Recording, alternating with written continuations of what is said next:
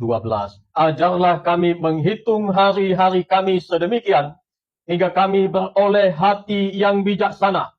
Saudara, beberapa hari kemarin, pulau yang kita cintai, kita yang ada di dalamnya, dikejutkan oleh banjir yang sudah memakan korban per data kemarin 18 orang, 2 sedang dalam tahap pencarian.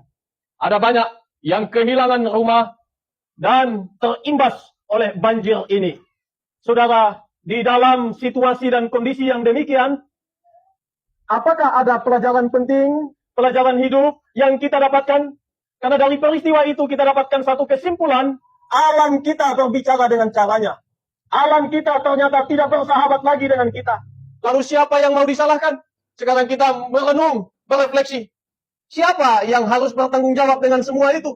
Apakah Tuhan? Atau harusnya manusia?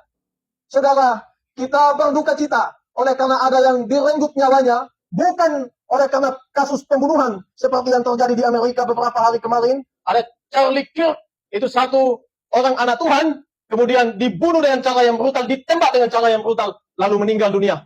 Tetapi saudara, ini memakan korban oleh karena banjir. Tadi saya sudah katakan, alam kita tidak baik-baik saja. Apa yang harus kita maknai di dalamnya?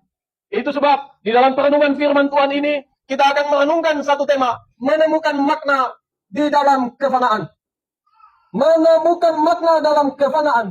Dari korban demi korban, bukan hanya di Bali, di tempat lain, dengan kasus yang lain, kita menemukan bahwa manusia ada dalam kefanaan. Sementara kita mendengarkan khotbah ini, setiap detik ada 2 orang meninggal di luar sana. Tapi saya dan saudara tidak mendapatkan itu. Lalu sekarang kita bertanya, apa refleksi, apa mau Tuhan selama Tuhan memberi nafas kepada kita? Setiap detakan jantung kita, setiap hembusan nafas kita, mungkinkah itu berlalu begitu saja lalu Tuhan tidak menghendaki sesuatu di dalamnya? Banyak kali manusia abai, acuh tak acuh dengan ini. Tetapi firman Tuhan hari ini mengajar saya dan saudara, ajar kami Tuhan untuk menghitung hari-hari kami sedemikian, supaya kami beroleh hati yang bijaksana. Karena banyak kali kita sebagai manusia tidak bijaksana menyikapi kehidupan yang Tuhan beri kepada kita. Saudara, 3.500 tahun kurang lebih yang lalu, ada satu sosok pemimpin besar sampai hari ini dikenang, namanya Musa. Dia menuliskan apa yang sudah kita baca ini. Tetapi semua itu berdasarkan refleksi. Dia diberi kesempatan oleh Tuhan memimpin orang Israel 40 tahun. Keluar dari Mesir menuju Kanaan. Selama 40 tahun ini banyak sekali peristiwa yang terjadi. Dan sekarang saya fokuskan pada satu peristiwa yang kurang lebih tidak jauh berbeda dengan apa yang terjadi beberapa waktu yang lalu yang merenggut nyawa manusia. Saudara, di dalam kepemimpinan Musa, dia melihat bahwa seringkali ada orang mati di depannya. Saudara, kita tidak pernah melihat dalam satu momen, satu waktu, orang meninggal begitu banyak di depan mata kita. Mungkin 1 orang, 2 orang, mungkin belum sampai 10 orang yang kita lihat dengan kasat mata, dengan mata kepala kita, meninggal di depan mata kita. Tetapi Musa, dalam satu peristiwa Baal Peor, meninggal 24.000 orang. Saudara dan saya berapa di dalam ruangan ini? Tidak sampai 500 orang. Tetapi Musa menyaksikan sendiri, 24.000 orang meninggal dalam satu momen, dalam satu hari. Itu peristiwa yang menggentarkan seorang pemimpin yang legendaris itu. Seorang pemimpin yang masyhur, yang sampai hari ini terus dipelajari kepemimpinannya. 24.000 orang. Itu baru satu momen. Belum yang lain. Saudara, dikatakan oleh kitab suci, ada 600.000 orang dewasa di atas 20 tahun. Laki-laki saja. Cuman laki-laki. Yang dari Mesir menuju tanah Kanaan dalam kepemimpinan Musa. Lalu dari 600 orang dewasa ini, hanya 2 yang masuk Kanaan. Hanya Yosua dan Kaleb. Sisanya mati di padang gurun selama 40 tahun itu. Dan jadi saksi matanya adalah Musa. Saudara bayangkan, ratusan ribu orang disaksikan langsung oleh Musa bahwa manusia ini fana. Ini yang menjadi satu hasil refleksi, pada akhirnya ditulis oleh Musa, dalam satu-satunya doa yang ada di dalam kitab Mazmur, ditulis oleh Musa. Satu-satunya Mazmur. Tidak ada Mazmur lain yang ditulis oleh Musa, selain Mazmur 90 ini. Tetapi Mazmur ini kaya dengan kandungan, kaya dengan makna di dalamnya. Dan waktu dia nulis ini, Musa mulai dengan kebesaran Tuhan. Dalam ayat 1, ayat 2, istimewa ayat 2, dia katakan, sebelum gunung-gunung diperanakkan, sebelum bumi, dunia ini ada, Dari selama-lamanya sampai selama-lamanya, Engkau adalah Allah. Dari selama-lamanya sampai selama-lamanya, Engkau sudah ada. Tidak ada yang menyebabkan Engkau ada. Engkau ada oleh karena eksistensimu sendiri memang demikian adanya. Tapi saya dan saudara tidak begitu kan? Sekarang setelah melihat fakta bahwa Allah adalah yang maha agung, yang sudah ada bahkan sebelum semua ada, dia memfokuskan matanya kepada manusia yang fana ini. Jadi poin yang pertama yang ada di dalam kerangka berpikir daripada Musa waktu menulis Mazmur 90 adalah melihat fakta dan kebenaran Allah adalah kekal.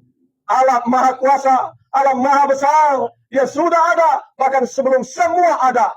Lalu sekali lagi yang kedua, dia mengarahkan refleksinya kepada manusia. Tadi kita sudah baca, dari bacaan kita itu juga termasuk yang ada di dalam ayat yang ke-12 ini, kita menemukan kefanaan manusia. Manusia ini fana. Ada dua kata yang menarik dipakai untuk menggambarkan itu oleh Musa di dalam Mazmur yang kita sedang renungkan ini. Yang pertama, dia menggambarkan manusia itu bagaikan rumput yang sebentar saja tumbuh, kemudian berbunga, tapi tidak lama langsung layu, langsung mati. Itu yang pertama. Yang kedua, bagaikan hembusan nafas. Saudara, kalau bernafas, tarik nafasnya, lepas nafasnya, seperti itulah gambaran daripada firman Tuhan yang ada dalam ayat 9 itu, untuk menggambarkan kefanaan kita, kesementaraan kita di dalamnya, dan keterbatasan kita sebagai manusia. Tidak ada yang abadi, tidak ada yang kekal. Saudara, kita ada yang mendahului kita dengan korban kemarin itu. Di tempat-tempat lain juga dengan kasus-kasus lain sudah mendahului kita. Tetapi mungkinkah kita terluput dari si maut itu? Tidak ada. Semua hanyalah fana. Lalu kalau semua fana, semua sementara, apa yang harus kita lakukan? Ini poin yang ketiga yang diajar oleh Musa. Istimewa, klimaksnya dari refleksi itu ada di ayat 12. Ajar supaya kita meresponi kedua fakta yang sebelumnya itu dengan cara daripada Tuhan. Pertama, Allah kekal. Kedua, manusia fana. Lalu yang ketiga, apa respon saya dan saudara? Ketika mengetahui bahwa Allah adalah selama-lamanya, sampai selama-lamanya. Lalu saya dan saudara ada batas. Lalu ada akhir, ada awal, ada akhir. Apa respon kita? Mungkinkah kita mempermainkan hidup yang Tuhan beri ini? Atau ada sesuatu yang Tuhan inginkan supaya kita kerjakan selama kita masih bernafas? Ini poin daripada perenungan yang ingin disampaikan oleh Tuhan kepada kita. Sekarang kita coba masuk secara khusus ayat yang ke-12. Ada beberapa hal, setidaknya 3 hal saya ingin sampaikan kepada saudara berkaitan dengan ini. Saudara perhatikan. Yang pertama, kata yang ada di dalam ayat itu, ajarlah kami. Saudara, orang yang mengatakan kepada seseorang, tolong ajar saya, itu artinya bahwa orang itu belum tahu sesuatu. Maka ketika kita mengatakan kepada Tuhan dalam doa kita, oh Tuhan, ajarlah kami. Maka dari pengakuan kita itu menunjukkan ketidakmampuan kita kepada hidup yang Tuhan percayakan ini. Ketidakmampuan kita untuk mengelola apa yang Tuhan beri kepada kita. Ketidakmampuan kita untuk menghidupi nilai-nilai daripada Tuhan diterapkan dalam hidup kita. Maka kita minta, ajarlah kami, oh Tuhan. Ada ketakmampuan, keterbatasan, dan kebergantungan kepada Allah. Ini satu kesadaran yang mendalam dari seorang Musa. Lalu dia mengatakan kepada Tuhan, Tuhan, ajar kami.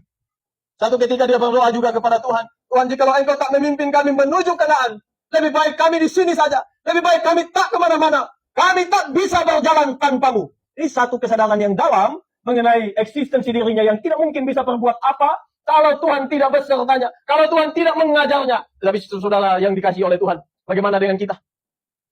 Waktu Musa mengatakan, ajarlah kami, menandakan ketidakmampuan, keterbatasan, kebergantungan. Ini kalau diramu jadi satu kata, sebenarnya inilah manusia yang fana, yang harus membutuhkan Tuhan, yang tidak boleh jauh daripada Tuhan. Semakin jauh daripada sumber, semakin celaka hidup kita, semakin kacau, semakin tidak beres. Saudara lihat, orang yang jauh daripada Tuhan, hidupnya tidak karu-karuan. Bahkan dalam kelimpangan harta dan teman-teman yang banyak, dia tetap menemukan kesepian. Dia tidak menemukan kedamaian. Mengapa? Karena dia tidak mendekatkan dirinya kepada sumber daripada segalanya. Ajarlah kami, Tuhan. Yang pertama, mengandung ketidakmampuan, keterbatasan, dan kebergantungan kepada Allah. Tetapi yang kedua, dari pengajaran itu, kita mendapatkan apa yang ingin disampaikan oleh Musa, bahwa dia bergantung, lalu kemudian dia memandang waktu demi waktu yang dilewatinya adalah anugerah daripada Tuhan. Dan dia butuh anugerah itu. Saudara, berapa banyak di antara manusia yang hidup di bawah kolong langit ini memaknai bahwa hidupnya adalah anugerah. Lalu kalau seseorang memaknai begitu, apa output daripada pemahaman pengenalan itu? Karena tidak mungkin kita memahami sesuatu lalu tidak muncul dalam perilaku kita. Tidak mungkin. Apa yang ada dalam pikiran, apa yang ada dalam hati, apa yang kita pilih, itulah nanti yang muncul dalam tindakan. Lalu kemudian akumulasi daripada semua itu. Itulah kita sebenarnya. Itulah kita sebenarnya. Jadi saudara, anak Tuhan tidak dikenal dari kata-katanya saja. Tetapi lebih daripada itu, bagaimana hidupmu? Bagaimana hidupmu? Satu kata bijak bagus mengatakan, bukan masalah berapa lama saya dan saudara hidup.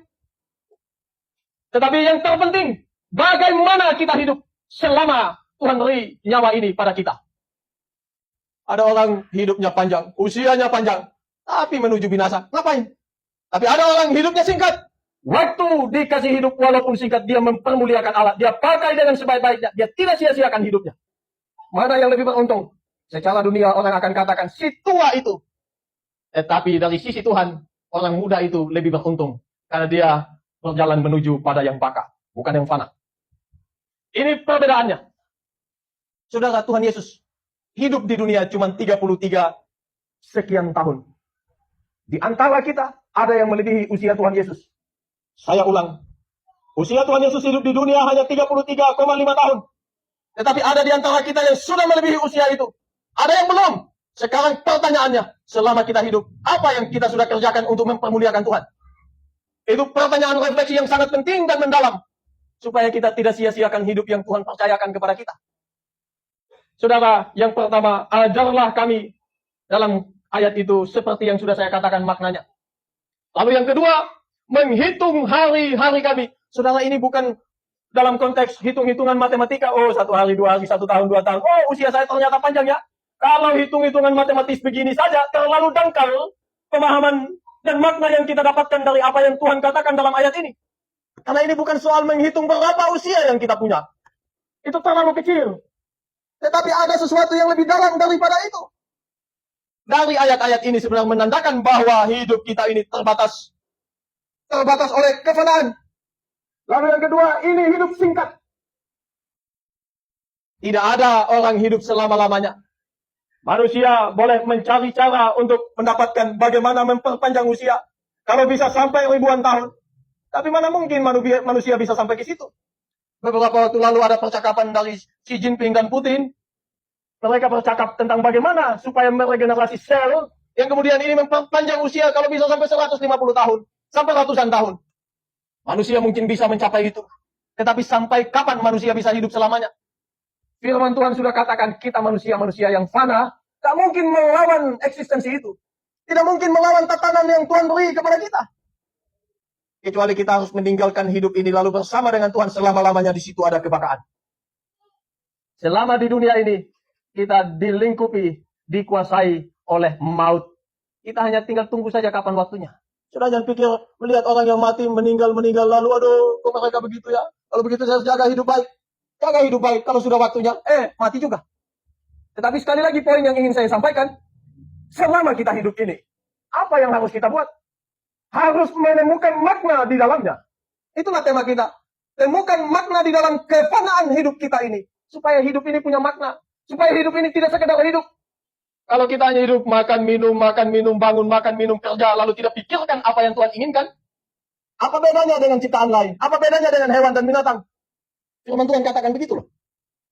Harus ada pembeda. Mereka cari makan, mereka tidur, mereka bangun lagi cari makan. Lalu begitu aja kerjaannya. Kalau manusia seperti itu, tak ada bedanya dengan yang lain. Tapi justru yang membedakan manusia dengan ciptaan lain, manusia diberi rasio, akal budi, akal sehat, diberi hati, supaya dengan itu dia melihat apa mau Tuhan baginya. Dia melihat bahwa ada kekekalan yang menantinya. Hanya manusia yang masuk pada dimensi kekekalan. Yang lain setelah mati selesai. Tapi manusia setelah mati dia masuk pada dimensi yang lebih daripada yang sementara ini. Lalu kalau begitu, apa yang harus kita kerjakan? Apa yang harus kita lakukan? Bagaimana cara hidup kita? Itu poin terpentingnya. Jadi yang kedua, menghitung hari-hari kami menandakan bahwa kita ini singkat hidupnya. Lalu di dalam hidup yang singkat ini, saudara, bukan hanya bahagia yang kita temukan, yang kita alami. Di situ ada penderitaan, ada kesulitan, ada pergumulan, ada tangis. Hidup kita rentan, hidup kita rapuh. Kalau demikian adanya, maka kita harus kembali mengarahkan pikiran kita kepada yang memberi hidup ini. Lalu yang ketiga, dari ayat-ayat itu dikatakan, supaya kita memiliki hati yang bijaksana. Ini adalah klimaks dan tujuan daripada pengajaran Tuhan kepada kita. Untuk apa kita hidup kalau tidak mempunyai hati yang bijaksana? Untuk apa kita mempunyai usia yang panjang, tetapi kita tak punya tujuan, tidak punya arah kepada yang kekal? Percuma, sia-sia hidup ini. Itu yang Tuhan inginkan kepada kita, supaya kita memperoleh hati yang bijaksana. Kitab Amsal juga mengajarkan itu kepada kita. Kitab Amsal mengajarkan salah satunya adalah wisdom. Hikmat bijaksana. Supaya dari hikmat itu kita bijak untuk menyikapi hidup. Saudara, dikatakan permulaan pengetahuan adalah takut akan Tuhan. Takut akan Tuhan adalah permulaan pengetahuan. Tetapi orang bodoh menghina hikmat, menghina didikan. Disampaikan kepada orang demikian, dianggap itu sampah. Padahal itu mutiara. Tapi ketika dikasih sampah, dianggap itu mutiara. Padahal itu sampah. Ini dunia kebalik-balik. Maka ada satu kata bijak mengatakan, saudara, jangan kasih lalat yang enak-enak. Jangan kasih lalat yang berharga. Karena dia tidak anggap demikian. Dia akan mencari sampah untuk terus dia nikmati. Seperti itu adanya. Tapi kita bukan lalat. Apa maksud dari pepatah dan kata bijak itu? Itu poin terpenting yang kita perlu dapatkan. Memiliki hati yang bijaksana. Itu yang dikehendaki oleh Tuhan kepada kita. Memiliki hati yang bijaksana supaya kita sadar akan eksistensi hidup kita. Lalu kemudian sadar juga akan eksistensi Allah dalam hidup kita ini. Jadi sadar akan Allah yang kekal, sadar akan manusia yang fana. Kemudian kesadaran ini membawa kita pada sikap hidup yang semestinya.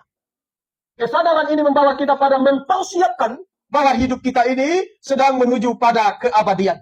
Tidak stuck di dunia ini saja. Tidak berhenti saat kita bernafas di dunia ini. Tapi kita melihat jauh ke depan. Maka kalau sudah sampai pada level ini, kita hidup bukan menurut sudut pandang. Apa kata dia? Apa kata dia? Banyak kali manusia ini hidup dan menggantungkan kebahagiaannya kepada apa kata orang. Wah, kamu cantik ya. Senang. Ternyata saya cantik. Oh, kamu ganteng ya. Memang saya ganteng. Tapi ketika dikatakan, oh kamu kok jelek ya? Oh kamu kurus kayak gitu ya? Adi jasmani kayak begini ya?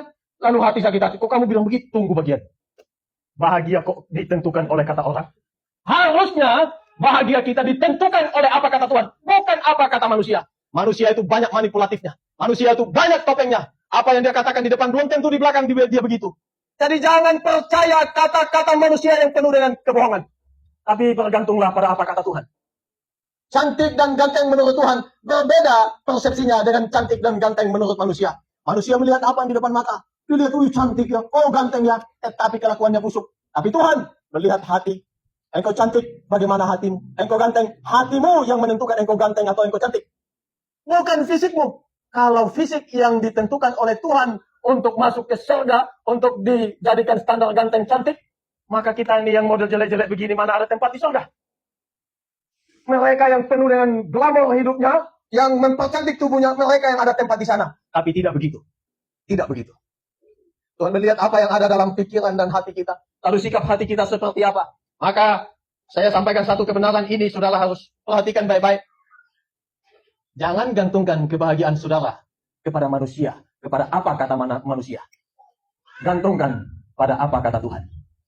Lihatlah apa yang Tuhan inginkan. Waktu kita memahami ini, bahkan setiap sudut kehidupan kita, kita selalu mempertimbangkan kita sedang mempermuliakan Tuhan atau tidak. Itu baru Tuhan bilang, wah ini engkau ganteng ya. Ini engkau cantik ya. Bukan sebaliknya. Ini yang Tuhan ajarkan kepada kita sebagai satu hati yang bijaksana. Mempersiapkan diri untuk hal yang kekal. Lalu kita tahu orientasi kita apa. Dan orientasi yang paling tinggi daripada semuanya adalah Tuhan. Kalau sudah Tuhan menjadi orientasi sekaligus menjadi prioritas di atas semuanya, yang lain akan ngikut. Percayalah. Bukankah itu yang Tuhan bilang? Carilah dahulu kerajaan Allah dan kebenarannya. Yang lain diikuti kok. Karena itulah janji Tuhan. Tetapi kalau itu pun tidak diikuti, jangan kecil hati. Ingatlah Paulus mati dengan cara yang tidak biasa seperti manusia seperti hari ini. Dia mati dengan cara dipenggal kepalanya. Petrus mati dengan disalib kepala ke bawah. Banyak murid Tuhan mati dengan cara-cara yang sadis diperlakukan oleh dunia ini. Tetapi mereka menemukan bahagia yang sejati. Jadi poin kita ketika menaati Tuhan, maksud saya adalah bukan supaya dapat berkatnya. Kalau Tuhan memberi iringan berkatnya, terpujilah Tuhan. Tapi kalaupun tidak, kita harus ada di dalam situasi dan kondisi yang tidak menyenangkan.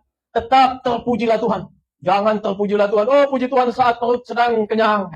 Lalu saat perut kosong, Tuhan tunggu dulu. Saya ada lapar. Tidak. Tuhan ajar kita supaya dalam totalitas kita beri diri kepada Tuhan. Kita tahu prioritas kita. Saya tidak menafikan dan tidak menyangkal bahwa kita perlu juga untuk bersosialisasi. Justru itulah yang Tuhan inginkan. Memprioritaskan Tuhan diwujudkan dari bagaimana sikap kita terhadap sesama. Bukan prioritaskan Tuhan kita pergi ke gunung-gunung yang tidak ada orang, ke hutan-hutan yang tidak ada orangnya, lalu kita tinggal sendirian di sana. Bukan begitu maksudnya. Tetapi kita diutus di tengah-tengah dunia ini. Waktu kita ada di dunia ini, bagaimana sikap kita? Sudahkah kita menjadi terang atau tidak? Sudahkah kita mempermuliakan Tuhan dengan kata-kata kita, dengan perbuatan kita atau tidak? Itu poin utamanya. Itu cara kita memprioritaskan Tuhan. Ketika Tuhan memberikan dan mempercayakan keluarga kepada kita. Jaga itu. Karena dengan cara itulah kita memprioritaskan Tuhan. Apa saja yang Tuhan percayakan? Dipertanggungjawabkan dengan sebaik-baiknya. Apa saja. Itu yang saya maksudkan dengan bagaimana memprioritaskan Tuhan dalam hidup. Karena saat kita memprioritaskan Tuhan, kita tahu kehendaknya. Kita tahu kehendaknya, tinggal kita taati saja kehendaknya. Sesimpel itu. Kalau bicara. Sekarang bagaimana kehidupan kita setiap hari? Saudara yang dikasihi oleh Tuhan, inilah doa dan pengajaran daripada Musa kepada kita. Ini pertama kali disampaikan kepada orang Israel. Supaya, ini penting, supaya mereka belajar dan tidak mengulangi kesalahan yang sama, yang kemudian mendatangkan kecelakaan bagi mereka. Dan sekarang datang kepada saya dan saudara. Kita perlu juga melihat, merefleksi, mendalami apa yang selama ini kita lakukan. Terhadap alam, terhadap sesama, terhadap lingkungan, terhadap apalagi Tuhan. Karena harusnya waktu kita mendapatkan pemahaman dan pengenalan yang benar akan Tuhan, ditambah dengan mendalam, maka ini kita bisa aplikasikan dalam seluruh hidup, dalam situasi dan kondisi apapun. Jadi poinnya di situ.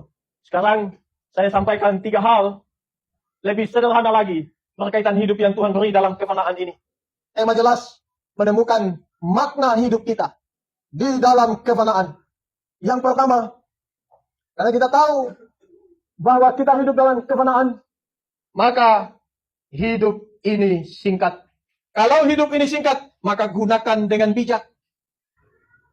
Oh, ada yang katakan, hidup ini singkat, hidup ini cuma sekali. Maka selagi ada hari ini, nikmati senikmat-nikmatnya. Orang kayak begini ini menjadi orang paling celaka. Karena dia tidak tahu arti hidupnya. Dia tidak tahu makna hidup yang sesungguhnya. Dia pikir selama kita hidup, kita harus nikmati sesuka-suka kita. Tidak. Hidup ini singkat. Maka pakai dengan bijak. Bukan pakai dengan sembrono. Bukan pakai dengan asal jadi. Masih ada hari esok kok. Masih ada hari lusa kok. Tidak begitu Tuhan ajar kepada kita. Waktu Tuhan ajar kepada saya dan saudara hidup ini singkat, itu artinya bahwa kita ini akan menemui waktu kita masing-masing. Saudara jangan pikir hari ini hari Minggu. Lalu minggu depan hari Minggu. Oh masih ada waktu. Hari ini saya tak perlu dulu lah ikut ibadah. Masih ada hari Minggu yang besok. Masih ada 2 hari Minggu lagi. Baik kalau Tuhan kasih waktu. Kalau tidak. Karena siapa yang tahu 1 detik pun dari kehidupan kita. 1 langkah pun dari langkah hidup kita. Siapa yang tahu akan hal itu? Tetapi justru karena ketidaktahuan itulah menggantungkan hidup kita hanya kepada Tuhan. Karena hidup ini singkat. Waktu tidak berulang berkali-kali. Saya tekan sekali lagi. Hidup ini singkat dan tidak berulang waktu yang kita dapatkan daripada Tuhan. Hari ini, waktunya beda dengan minggu depan. Namanya saja yang sama kok. Kalau namanya dibedakan, energi kita habis hanya untuk hafal itu saja kan? Tetapi itu dicipta, dibuat supaya memudahkan kita. Tapi kadang, karena namanya sama, lalu kita pikir kontennya sama. Isinya sama. Oh tidak, tidak. So perhatikan. Dalam setiap nafas kita dan dalam setiap hari kita, adakah yang persis sama kita lalui? Tidak. Waktu itu berjalan terus dan waktu tidak mungkin nunggu kita. Selagi masih ada kesempatan, pakailah baik-baik. Waktu ini singkat, gunakanlah dengan bijak. Yang pertama. Yang kedua, waktu kita, hidup kita adalah anugerah. Dan karena kita tahu bahwa ini adalah anugerah, maka jangan lupa sang pemberinya. Kadang kita memikir hidup ini anugerah, tapi kita lupa siapa yang ngasih. Pada akhirnya kita tidak peduli dengan siapa yang memberi waktu dan hidup itu. Ini menjadi salah kaprah bagi kita, pada akhirnya miss juga dalam melakukan apa yang semestinya dalam hidup. Waktu ini anugerah. Saya sudah katakan, kalau bukan karena anugerah, kita tidak berjumpa di ruangan ini, sekarang ini, di saat ini. Tetapi karena anugerah Tuhanlah, kita dipertemukan kembali. Kalau bukan karena anugerah Tuhan, mungkin kita salah satu yang menjadi korban banjir. Kalau bukan karena anugerah Tuhan, mungkin kita salah satu dari yang meninggal oleh karena kecelakaan, oleh karena dibunuh, oleh karena dirampok, dan lain sebagainya. Tapi karena anugerah Tuhan, saya dan saudara ada di sini hari ini. Harus memandang demikian. Lalu kalau betul ini adalah anugerah Tuhan, apa respon kita? Pertama-tama ingatlah sang pemberi itu. Ada mengatakan, kita hanya ingin berkatnya. Oh, berkat-Mu turunlah atas kami Tuhan. Berkat-Mu limpahilah kami Tuhan. Tapi lupa siapa yang ngasih. Setelah dikasih, lupa pemberinya. Ini orang disebut tidak tahu diri, tidak tahu diuntung. Saudara, dalam hidup saja. Kalau ada orang berjasa dalam hidup kita, mana mungkin kita lupa orang itu? Tidak boleh kita lupa. Jangan menjadi kacang lupa kulit. Jangan menjadi orang yang tidak tahu balas budi. Tak boleh. Itu prinsip sosial kita. Karena kita tahu, Tuhan pakai mereka untuk membawa kita pada satu titik tertentu yang Tuhan inginkan bagi kita. Lalu bagaimana kita melupakan mereka? Bagaimanapun tidak mungkin kita melupakan sejarah itu dalam hidup kita. Ini contoh sederhana. Sekarang saya balik sekali lagi. Bagaimana mungkin Tuhan yang memberi berkat kepada kita, lalu kita tidak tahu bersyukur kepada Tuhan. Ini orang manusia yang tidak tahu diuntung, tidak tahu diri. Tapi saya tidak katakan itu ada di sini. Cukup menjadi refleksi kita saja. Kita perlu mengerti akan hal itu. Jangan pernah lupa. Kalau kepada manusia aja kita tidak lupa, apalagi kepada Tuhan yang menyediakan semua. Mana mungkin kita melupakan itu? Sudah pikirkan, mengapa kita sampai ada pada titik ini? Mungkinkah dengan kekuatan kita? Kalau bukan Tuhan yang memimpin, yang membawa, yang menolong, membuka semua jalan, tidak mungkin kita ada sampai di titik ini hari ini, saudara. Sekarang kita harus pikir baik-baik. Oh, hidup ini haruslah selalu mengingat kepadanya. Lepas dari semua kesulitan. Saudara, jangan juga kita menjadi manusia yang gampang, yang hanya ingin yang instan, yang dimudahkan saja. Saudara, orang-orang yang kuat, orang-orang yang sukses di bidangnya, yang berhasil di bidangnya, itu adalah orang-orang yang ditempa dengan kesulitan, dengan masalah. Ada banyak air mata di belakangnya, ada banyak cacian yang mereka dapatkan, ada banyak nyinyiran yang ada di belakang mereka. Ada satu gambar saya pernah lihat, pernah saya posting. Ada orang juara 1, juara 2, juara 3. Di depan sana mereka bertepuk-tepuk tangan. Oh, ada juara 1, juara 2, juara 3. Orang lihat apa yang ada di depan mata. Mereka juara 1, juara 2, juara 3. Tapi orang tak lihat apa yang mereka alami, yang mereka lakukan, yang mereka komit di belakangnya. Orang tak lihat itu. Ini banyak kali kita ketipu. Saudara, dimanapun saudara lihat, siapapun yang sudah perhatikan dia ada sampai pada versi yang dikehendaki Tuhan, versi terbaik yang Tuhan inginkan dia ada di situ. Saudara jangan pikir semua itu enteng dilewati. Tidak. Itu ada pergulatan, ada pergumulan, ada banyak tantangan di belakang. Orang lain tak lihat, tapi orang itu tahu. Orang itu tahu. Inilah kita kepada Tuhan. Semua dipakai Tuhan untuk sampai membawa kita pada level yang Tuhan inginkan bagi kita. Sekarang pertanyaannya, level atau versi terbaik apa yang Tuhan inginkan untuk saudara? Apakah saudara hari ini itu memang level terbaik yang Tuhan inginkan? Atau masih ada yang harus saudara capai seperti yang Tuhan inginkan? Kalau kita sadar bahwa sebenarnya versi kita yang Tuhan inginkan ada pada titik ini. Oh, Jax, engkau ku kehendaki ada pada level 90. Sekarang engkau baru 70. Masih ada 20 yang saya harus kejar untuk sampai pada level yang Tuhan inginkan. Saudara ada pada level 90. Dari 100 yang Tuhan inginkan, maka masih ada yang saudara harus lakukan. Lalu kalau sudah sampai pada level itu, tetap mempertahankan. Jangan lepaskan itu. Saya sedang bicara tentang hal yang lain, tetapi penting berkaitan dengan memaknai, menemukan makna dalam kefanaan. Karena kita penting untuk mempergunakan hidup dengan sebaik-baiknya. Lalu yang ketiga, waktu kita ini, hidup kita ini adalah kesempatan. Lagu itu bagus sekali. Hidup ini adalah kesempatan. Tapi hati-hati, jangan dipelintir. Ada yang mengatakan, oh kesempatan. Kesempatan untuk berleha-leha dalam dosa. Kesempatan untuk melakukan yang saya suka. Oh tidak. Kesempatan untuk mempermuliakan Tuhan. Itu yang Tuhan maksudkan. Saya suka sekali. Saya tidak pernah lupa ayat itu. Paulus katakan bahkan dalam makan pun, minum pun, engkau harus mempertimbangkan engkau mempermuliakan Tuhan di dalamnya atau tidak. Jangan-jangan engkau mempermuliakan perut, engkau mempermuliakan mulut. Pada akhirnya sembarang makan. Banyak kali begitu. Kalau saya tahu ini dari sejak awal, saya akan jaga hidup saya baik-baik. Tapi bersyukur dalam perjalanan waktu Tuhan menemukan saya untuk menemukan satu prinsip dasar dari kehidupan ini. Makan pun harus pikir mempermuliakan Tuhan atau tidak. Minum pun muliakan Tuhan atau tidak. Apapun yang kita lakukan, pikirkan kita sedang mempermuliakan Tuhan atau tidak. Jangan-jangan kita sedang mempermuliakan ego. Mempermuliakan yang bersifat fana ini. Banyak kali begitu. Jangan ambil kemuliaan Tuhan. Apapun yang kita lakukan, biarkanlah Tuhan yang dimuliakan. Bukan kita. Kita ini apa? Bukan siapa. Dalam Mazmur 8 dikatakan, oh Tuhan, apakah manusia? Bukan siapa. Siapa nanti buat kita agak sombong. Oh saya ini, siapa saya? Tapi waktu dikatakan engkau adalah apa? Engkau dari debu saja. Dan akan kembali ke debu. Jangan lupa asalmu. Jangan lupa saya dan saudara, dari mana kita asal. Supaya kita tidak menyombongkan dengan apa yang kita punya hari ini. Karena kalau Tuhan kutik sedikit saja, semua akan selesai. Tapi bersyukur kepada Tuhan, Tuhan mengingatkan, ingat, hidup ini singkat. Hidup ini anugerah. Dan hidup ini adalah kesempatan. Di balik semua ini, ingatlah. Seperti tadi pujian yang kita sudah naikkan. Dan ada satu ayat di dalam Matius 6, bagus sekali. Burung di udara. Bunga-bunga bakung. Burung di udara itu penciptaan hari kelima. Bunga bakung penciptaan hari ketiga. Mengingat pada eksistensi penciptaan. Dan manusia dicipta pada hari ke-6 sebagai mahkota dari ciptaan Tuhan. Ingat, semua disediakan oleh Tuhan untuk mahkotanya. Lalu kalau Tuhan bisa jaga burung itu, bisa mendandani bunga bakung itu, apalagi saya dan saudara yang takut akannya. Garis bawahi, saudara dan saya yang takut akan Tuhan. Bukan yang sembarang hidup, yang takut akan Tuhan. Tuhan pasti pelihara.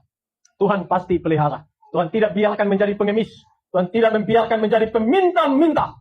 Tuhan pasti pelihara. Tetapi ingat, takut akan Tuhan berkorelasi bagaimana kita memahami waktu yang Tuhan kasih. Mempergunakan waktu dengan sebaik-baiknya. Dari semua itu, maka ingatlah kalimat penting ini. Cintailah apa yang Tuhan cintai. Bencilah apa yang Tuhan benci. Saya ulang kalimat penting ini. Cintai apa yang Tuhan benci. Cintai apa yang Tuhan cintai. Dan benci apa yang Tuhan benci. Dan biarkanlah hidup kita didrive, didorong, dipicu oleh orientasi pada yang kekal. Temukan makna hidup kita masing-masing di dalam kefanaan ini. Tuhan memberkati.